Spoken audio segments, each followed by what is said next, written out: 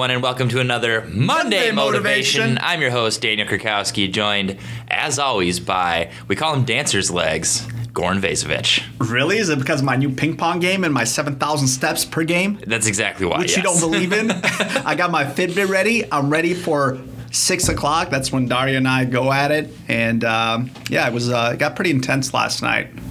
Yeah, there's a competitive streak in a lot of people I may or here. may have not thrown something at someone before I left. But hey, you know what? Today's a new day, and that's how we clear. No matter how good you were yesterday, I think clear the slate and start over again.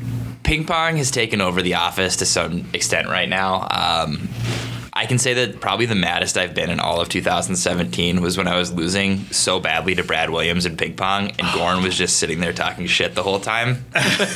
Well, I mean, Brad Williams, we have to figure out a way strategically to dismantle that fella. Tanya Harding. Yeah, he came here, flip-flops and all, and just crushed us. He did.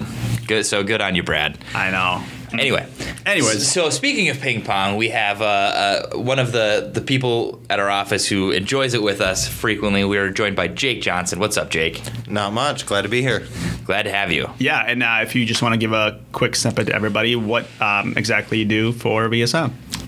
Basically everything. All around property management. So I'm the guy that answers the phone, drafts lease modifications, executes documents, deals with unruly tenants, and confused homeowners. There you go.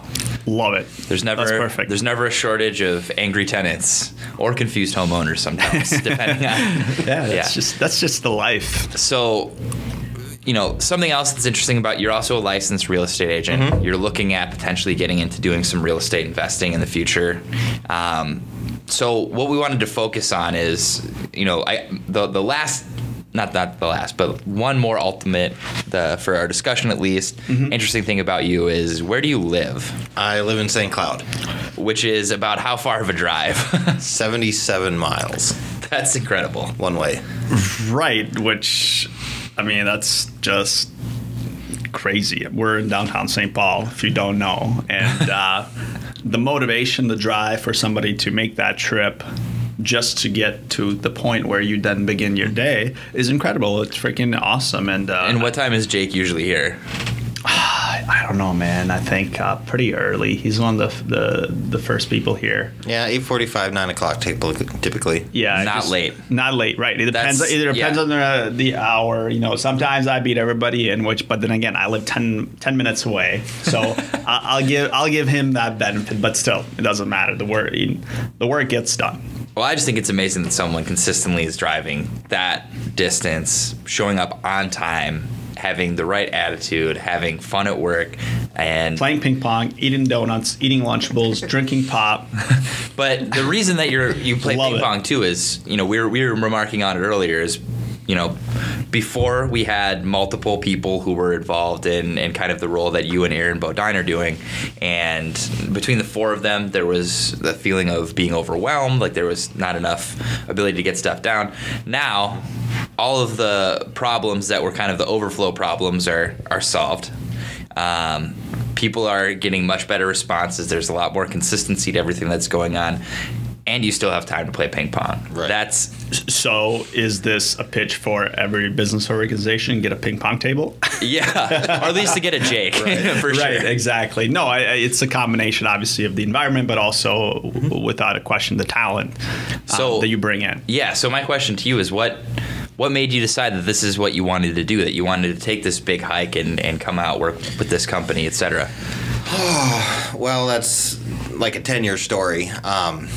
St. Cloud, it's smaller. I found a lot of people from the metro consider it the country, which I came to agree with after I saw Carhartt in Macy's in St. Cloud. But my income potential was capped out, so I was always chasing opportunity, and gradually that led me to the cities where there was more opportunity, different industries. Started off in third-party debt collections when I first started working in the metro.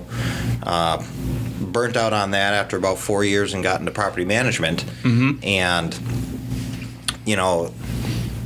I kind of agree with Mike Rowe on it. Don't chase your passion. Become passionate about the life you want and find a way that's going to give you that. So really, that's how I ended up in property management. And always thinking. It's funny they mentioned Mike Rowe.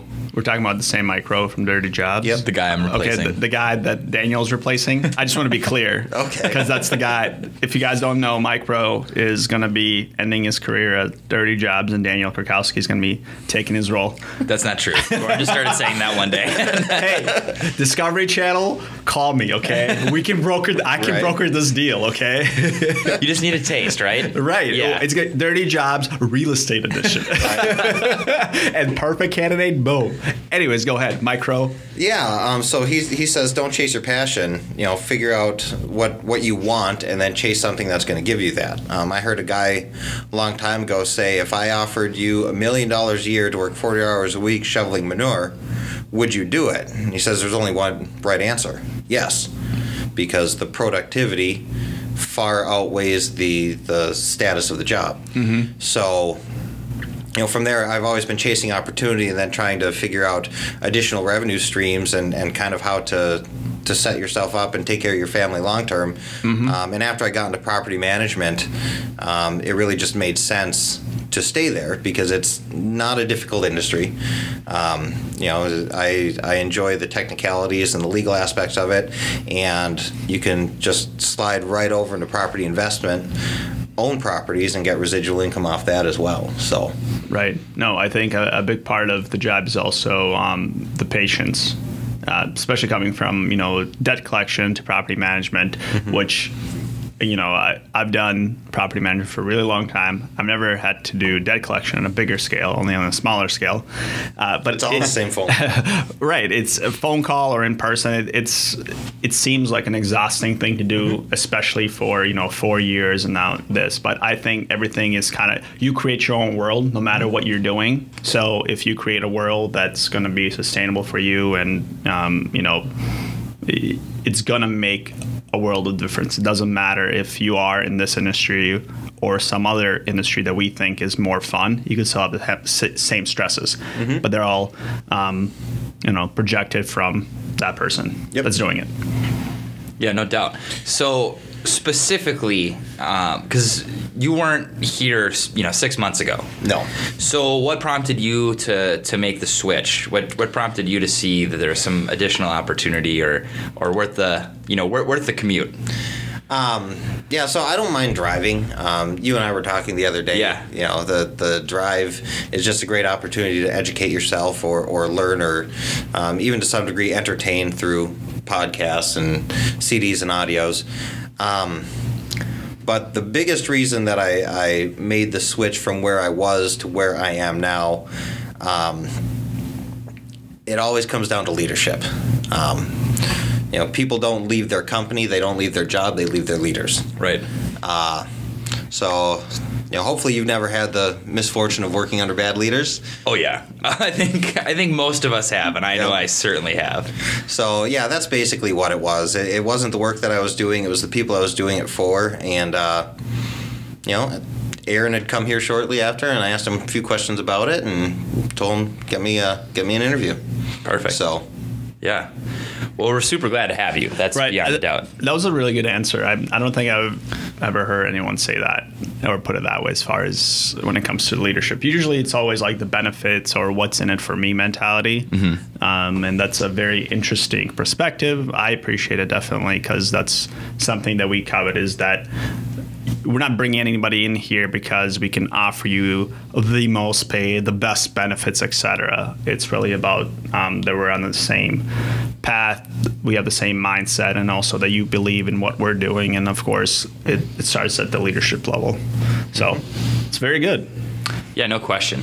So it seems like you've been in these jobs for a long time, which, I mean, correct me if I'm wrong here, but you're dealing with a lot of difficult situations, like the debt collection. You're making a lot of the phone calls and having those conversations that people don't want to be having with you. Mm-hmm. What in your head do you do to keep yourself getting up and continuing to, because, for example, I think there's a lot of people in the real estate business who know, well, if I just get up and I make these phone calls, I'm going to generate more business, but it's difficult to get oneself to do it. Or if you're an investor and you're looking for properties on your own, you're sending out mailers, you have to talk, but they never quite get there, and the grind of it all tends to be what turns a lot of people off. Right. Yeah, so those people are waiting to be motivated first and then take action, and that's not how the world works. You have to take the action first. So first you have to decide what you want and figure out how you're going to get there. And then you take the action that you know you have to take. And from the action, you'll get results. And once the results show up, then the motivation shows up. So the biggest thing is always keeping the end in mind. You've got to keep your goals and your dreams in front of you up front and consciously push yourself towards walking those out. And then after you've done that for a while and you're starting to feel like you're making progress, that's when the motivation shows up and you just wake up naturally and are ready to go. So it's not so much that you wake up every day excited, but you wake up already knowing what you're going to do and you just do it. Right. And afterwards the excitement comes. The people who have a problem starting or calling through their prospect list or whatever, they're waiting till they feel like doing it. Right. When they should focus on the result that they'll get and why they want that and make themselves do it. Right. I like to talk about committing to the process and understanding if you do X, Y will likely be the result over time, but it's intermittent rewards. So realistically, it forces you into a position where you can't be results oriented. You have to look at exactly what's in front of you and just continue to do the process that you put in place that meant that you can philosophically attribute to the result that you want. Yes. But forcing yourself to overcome what we feel to be the drudgery of the daily activity for it. And I think that's something that you definitely exemplify. So I'm trying to learn more just so we can hopefully bottle that and I can apply some to myself, apply some to everyone else too. So do you have any more suggestions on ways to think about it or tricks, like if you're having a bad day? I mean, we all have bad days. The biggest thing is leave yesterday in yesterday. Every day's a fresh start. Doesn't matter, like you said earlier, it doesn't matter what your successes were or what your failures were. You get up and start over again. And like you were saying, lean on your process. Like the nice thing about processes and why you want established successful processes is you can always fall back on them. You can memorize them, and it takes a lot of the pressure off you. And now you're not creating every time. You're following a plan and a system. So there's less head work that you have to put into it. And the simpler you can make it for yourself to do what you need to do, the harder it is for you to say no. I mean, that's one of the things that I've done in every car I've had is if it didn't have a CD player, I put one in there, and I always leave a CD in it. So when I start it up, I'm programming my mind, because otherwise if it started up on the radio, I'd probably get 40 miles down the road just listening to the radio, wasting that opportunity. Right. As opposed to doing something educational, something that you've determined to be useful. Just set yourself up for success rather than set yourself up for failure. If I've got stuff personally that I have to do after work, I don't go home first to eat dinner, because once I sit down and eat dinner, I'm not getting up again. Right. So you go and you do it before you get home. Yep. And it was even that way when I lived 5 minutes away from where I worked. I mean, you don't cater to your weaknesses.